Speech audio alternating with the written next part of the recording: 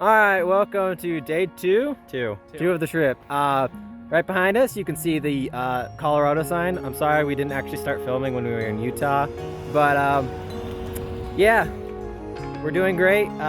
Truck's actually doing, oh yeah, it's a truck. We're doing great. We're gonna get back on the road. There's people coming, and so yeah. See you guys.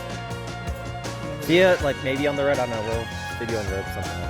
It's doing great. Okay, so that day was a complete mess because we got pushed out from Utah really quickly because we were in a rush already to leave. And then along the road, we totally forgot to go up the camera because we were admiring the views. It was snow on the ground, beautiful mountains. We just completely lost track of filming. We should have, because of the Colorado mountains, the Rockies were like stunning. Like anybody ever wanting to do a cross country road trip, make sure to go through Utah, Colorado, at least to Denver, and then the rest of it you don't really need to see it because it's flat. It doesn't matter.